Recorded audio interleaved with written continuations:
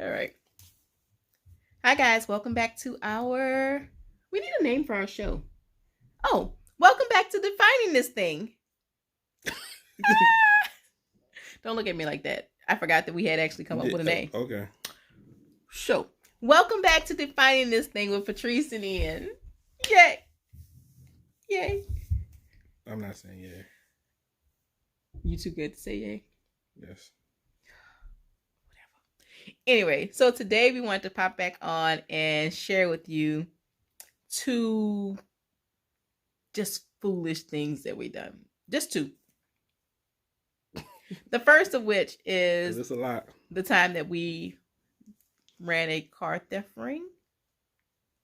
And then the second of which will be one of the foolish decisions we've made regarding money.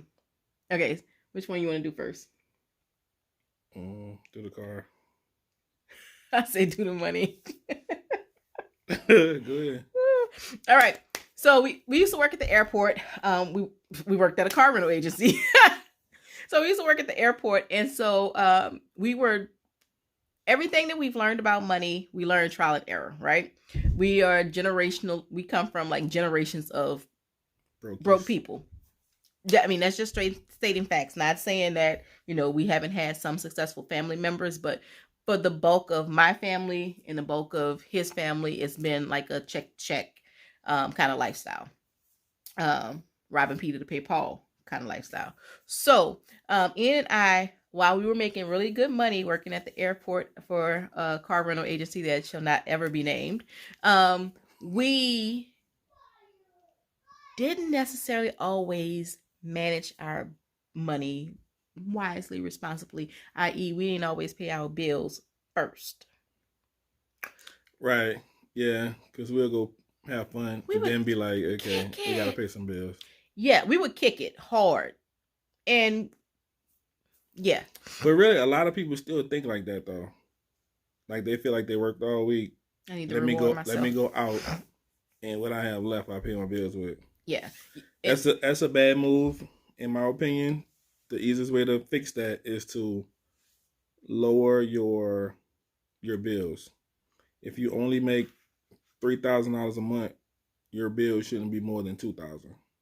You can't make $3,000 a month and your bills is $3,000 a month and you still live good. It don't work. Okay, go. No, that was good. Good sound advice. Message.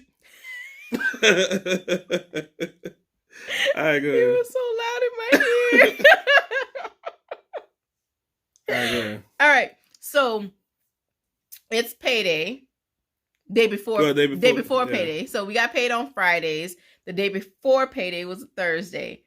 And per the usual, we were broke. Like, did we have gas?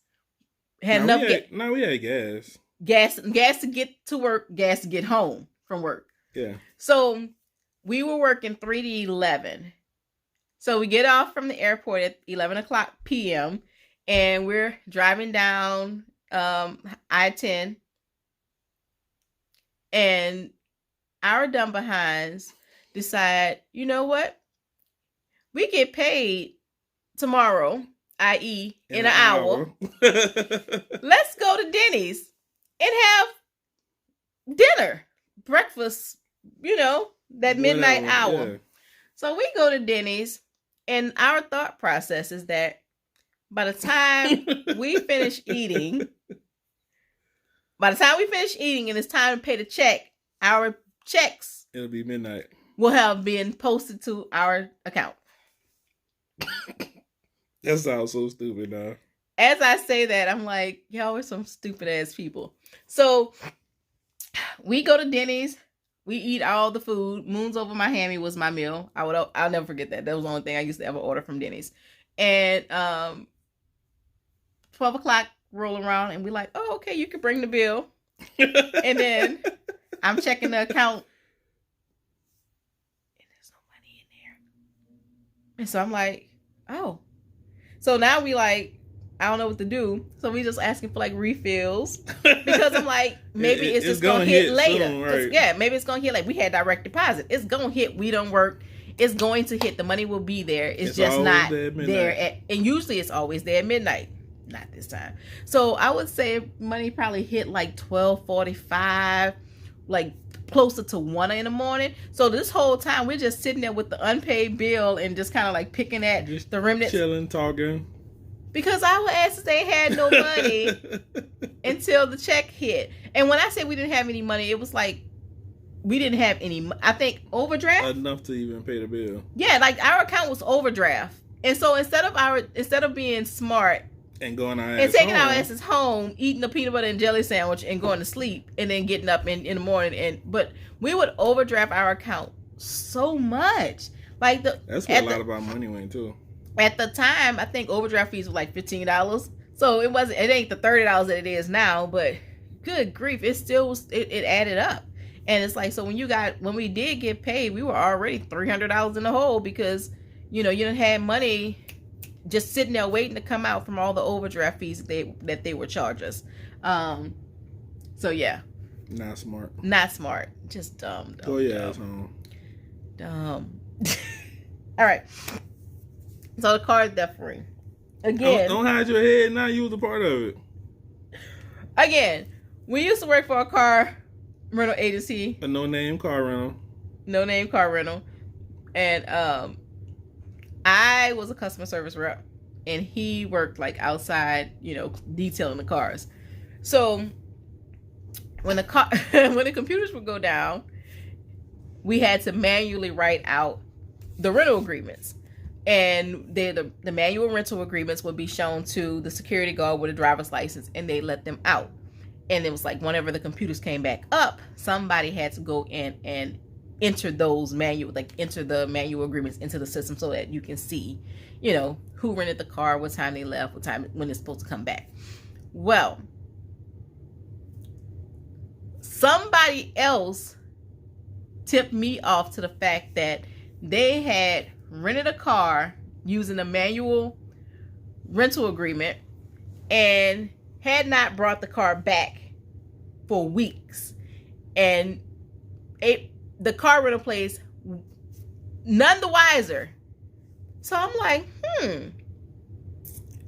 if they can do it, I like the smartest, and they're not the smartest, I can do it too. So I drew up a rental agreement, and we took a Oldsmobile Intrigue because it was fast, it was sleek, and we liked it. And we were riding around in this car as if it was ours for months. Months.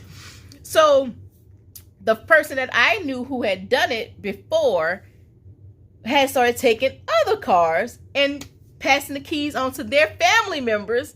And so we were like, oh, well, let me hook my people up too. So now at this point, we're trying to get another car. And so I was like, you know what? I don't want to drive the Intrigue anymore. You can drive the Intrigue. I want the red. It was a red Bravada. Oldsmobile Bravada SUV. Yep, I remember that too. Being greedy. So what I was not aware of is that management had been alerted to the fact that there were like multiple cars missing, and somebody had tipped them off that it was the employees taking the cars off the lots, right? So the one night that we finally had the opportunity to take the red Oldsmobile Bravada off the lot. Where did we end up? Did we bring it to the employee parking lot?